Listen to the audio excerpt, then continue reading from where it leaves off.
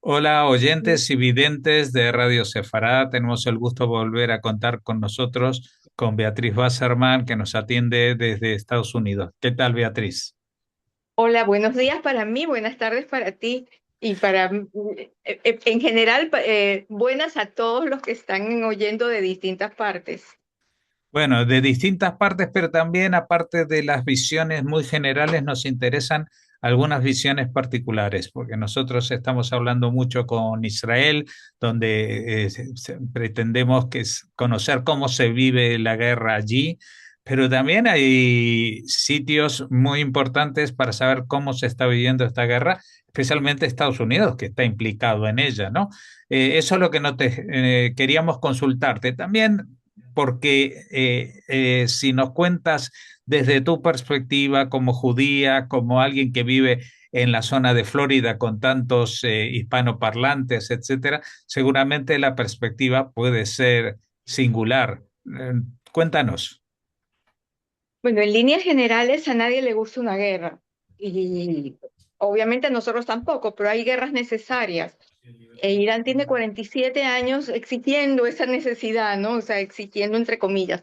Eh, es un peligro para la humanidad, no solo para el mundo occidental, o no solo para Israel, mejor dicho, o para el mundo judío, también para el mundo occidental. Y después del mundo occidental viene el resto del mundo. No sé si mucha gente lo comprende. Florida es un estado especial en el sentido que por lo general va con las políticas republicanas y la mayoría de los que ejercen como militantes del Partido Republicano mm, más o menos le dan ese, no cheque en blanco, pero ese favoritismo a Trump en este sentido. Si lo hace él, pues hay esa necesidad. El mundo demócrata es distinto y entonces los estados que favorecen al Partido Demócrata eh, han buscado cómo frenar a Trump, no solo en esta guerra, sino comenzando por su, entre comillas, injerencia en Venezuela, por ejemplo. Quisieron pararlo, hubo votación en el Congreso. E igual, o sea, todo lo que haga Trump está mal, ya per se, o sea, sin demasiado análisis. Por otro lado, están las universidades que ahora se han mantenido un poquito más calmas, pero ya tenemos la experiencia de posterior al 7 de octubre que actuaron con muchísima violencia contra la población judía de la misma universidad, ya sean profesores o ya sean alumnos. Y también o como la de Columbia, que no solo en el campus universitario, salían a la ciudad a manifestar fuertemente y agredir a los judíos neoyorquinos. Eso es en general, ¿no? O sea, y también es sorprendente, por ejemplo, pese a toda la situación, Nueva York escogió un alcalde musulmán radical. O sea, y es extraño, ¿no? Nos puede resultar muy extraño, sobre todo cuando Nueva York es la ciudad capitalista mundial, ¿no? O sea, es como la capital del capitalismo, valga la redundancia, aunque signifiquen distintos. Y además es la ciudad que sufrió los embates del Islam radical. En sí, o sea, a uno le puede parecer extraño, esas cosas tienen sus explicaciones, sobre todo cuando uno ve que la gran población neoyorquina no salió a votar, de la ciudad de Nueva York, no salió a votar, y solo votaron los que están a favor, o sea, una izquierda radical favorable al Islam radical. Y creo que es una izquierda, sin temor a equivocarme, que nunca ha vivido la izquierda radical. Entonces, qué fácil es desde la comodidad americana juzgar al capitalismo, ¿no? Cuando siempre ha habido eso. Eso es en general. O sea, Estados Unidos es una unidad de estados y casi cada estado en muchos aspectos actúa independiente del resto, ¿no? Pero claro, hay políticas federales también, pero tiene su idiosincrasia y ahí tienes la diferencia entre un estado como la Florida o un estado como Nueva York, con la ciudad de Nueva York en sí, y tienes otro estado como California o como Minnesota, en donde ves distintos fenómenos que no tienen nada que ver unos con otros, aunque hay ciertas acciones que unen el radicalismo en varios estados. No tengo duda que han intentado mucho en Florida y espero que no lo logren, pero quién sabe, ¿no? Ujú. Eso Bu- en generales. Bueno, tú ahora mencionabas California y justamente me llama la atención porque en comparación siempre California había sido tradicionalmente el foco de el radicalismo, digamos, demócrata o de izquierdas, ¿no? Y en cambio ahora eso se ha trasladado a Nueva York, o por lo menos el liderazgo de eso, ¿no? Tal vez por el triunfo de Mandani, tal vez, pero no, yo creo que tenemos ese radicalismo en las dos costas, en la oeste y en la este. California sigue siendo ampliamente pro woke, o sea, muy progresista, y eso es parte o sea, es un sector de los demócratas que le dieron alas a esa tendencia que realmente es absurda Ujú. y ha tenido muchos errores, ha generado muchos errores en un país como Estados Unidos. Bueno, y luego tenemos otros 47 estados que Sí. cada uno de ellos tiene su idiosincrasia, pero creo entender que los de más al centro, los que no están en las costas, son más tradicionales, más de lo que llaman rednecks, ¿no? O de cuellos. Hay de las dos. Por lo general, la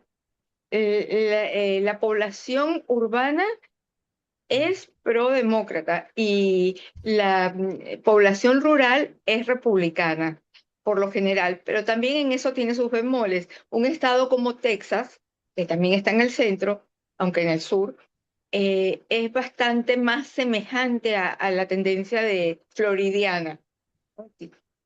Tiene un gobernador bastante republicano, o sea, que ejerce como republicano además y que acaba de pasar una ley que prohíbe la ley Sharia. Y, por ejemplo, un estado como Minnesota escogió un gobernador demócrata, precisamente el que iba en la fórmula con Kamala Harris como vicepresidente, Walz, Tim Walz, y tiene un enorme lío en este momento con los musulmanes, pero no en contra, sino porque favoreció una política que, que, que en sí también generó una enorme corrupción y se perdieron cantidades de fondos, en este caso con los somalíes. Y acordémonos que de Minnesota proviene Ilhan Omar, la representante Ilhan Omar, que hasta ahora yo no me explico cómo no ha sido investigada a fondo, porque tiene mil acusaciones bárbaras y, y simplemente aparecen las acusaciones, pero no hay nada formal al respecto. Ujú.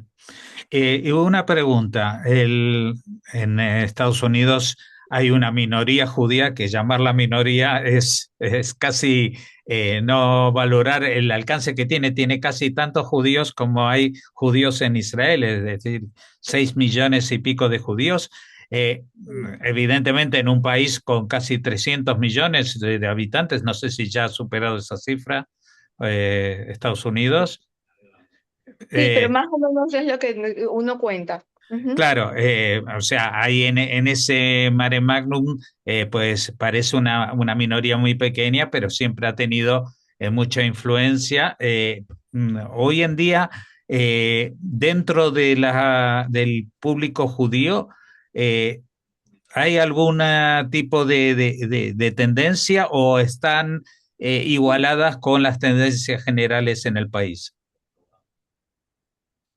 Bueno, la minoría judía no es monolítica y por lo general, históricamente, eh, ha sido pro-demócrata y tal vez en estos momentos ya se estén dando cuenta de que los demócratas han estado jugando en contra y tienen un sector que ellos llaman socialista que va o sea, me refiero a los demócratas, que va en contra de las necesidades de la población judía y en contra de los mismos valores norteamericanos, ¿no? En ese sector se inscribe precisamente Ilhan Omar, Mandani, Zohran Mandani, Rashida Tlaib, que es otra representante, esta es por Michigan. Entonces, perdón, y es un sector que ha ido creciendo, que uno dice, bueno, pero siguen siendo las mismas cuatro medio locas que están gritando en el Congreso. No, han crecido y la prueba es el mismo Mandani, que logró su candidatura y ganarla, además, como en la ciudad más judía, con características más judías que de todo Estados Unidos. Eh, la minoría judía no es monolítica.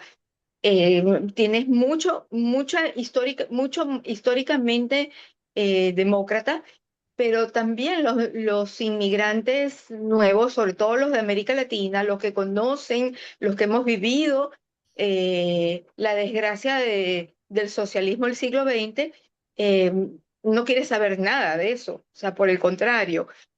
Y, y hay que reconocer con toda la incomprensión que muchas veces generan las declaraciones de Trump, pues ha ido en contra de todas esas políticas socialistas, woke, etcétera, etcétera.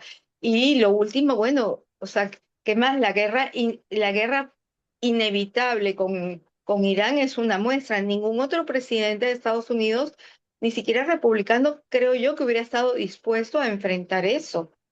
Ujú. Bu- Ah, Bueno, tú mencionabas ahora los inmigrantes latinoamericanos y creo que tú, por ejemplo, originariamente eres de Venezuela, ¿no? correcto, sí. Y en Ujú. Venezuela, pues, hubo un operativo que fue justamente el anterior al inicio de esta guerra. Evidentemente se planteó en unos términos muy diferentes, fue mucho más rápido y mucho más limitado en alcance. Eh, pero tú, ¿cómo interpretas esto? Es decir, eh, ¿es una ambición de Trump para expandir, digamos, la influencia estadounidense o hay, porque esto es una interpretación que se ha dado muchas veces desde la izquierda en general, porque también sus palabras, las palabras de Trump a veces sorprenden, ¿no? Cuando dice Groenlandia, me la querría quedar. Canadá tendría que estar aquí unida a nosotros, los de México mejor que se porten bien. Entonces ya uno dice, ¿qué es lo que va a pasar? Hasta dice que es presidente de Venezuela, ¿no? Yo creo que eso deberíamos tomarlo muy a broma, más bien, porque nada de eso en la práctica ha ocurrido. En vez de estar haciendo caso a lo que dice, hay que ver lo que hace. Sí, definitivamente, pues sí nos hubiera gustado un cambio completo en Venezuela, pero va a ser más gradualmente. Y él lo explicó y ahí como que la explicación está bastante clara. Él lo que le teme es a un problema como el que tuvo Estados Unidos en la guerra en Irak. Destrozar estructuras y después no tiene a quién darle el país para que sea gobernado. Entonces, sí, los cambios, ya lo dijo también Marco Rubio, van a ser en tres etapas los cambios en Venezuela, ¿no? Eh, Estabilizar, más estabilización y después democracia. Eh, en las redes hay cantidad de barbaridades. Ahora justo acabo de contestarle a una persona que dijo, lo que quiere Estados Unidos es petróleo gratis. Le digo, sí, durante 27 años Venezuela le dio petróleo gratis a Cuba. Jamás va a pagar, por lo menos no en el sistema que nosotros conocemos. Y encima no era solo para cubrir sus necesidades como una cuestión humanitaria, sino que se le daba muchísimo más petróleo, un excedente enorme y para que lo venda, para mantenerse también, o sea que encima hacía competencia a Venezuela mismo, ¿no? Es el único país que yo he visto que ha tenido petróleo gratis. Estados Unidos lo paga y el precio de mercado. Entonces, ¿cuál es el problema? Siempre Ujú. se ha vendido petróleo. Venezuela ha vivido en los tiempos democráticos de la venta de petróleo. Entonces, ahí no se ve que va a robar ni nada. Sí, es cierto, como una cuestión de de la misma tendencia, vamos a decir, de Trump, la misma eh, nueva visión de seguridad de Estados Unidos prevé una América Latina libre, democrática, como seguridad para Estados Unidos. Y lo que es lo que todos veníamos diciendo desde hace tiempo, con una América Latina llena de narcotráfico, de terrorismo, de esas izquierdas que favorecían esos crímenes internacionales, no había seguridad en Estados Unidos. Y anteriormente me acuerdo que mucha gente me decía, pero ¿eso qué tiene que ver en Estados Unidos, qué tiene que ver con la seguridad de Venezuela o de Colombia, etcétera? Bueno, a la vista tenemos que sí, y que por fin hubo un gobierno que lo entendió. O Bueno, sea, ujú. no, Digo, perdón. no, no, no, no, perdóname, pero digo que evidentemente eh, las realidades que se están viviendo en Estados Unidos están influyendo en muchos países del mundo.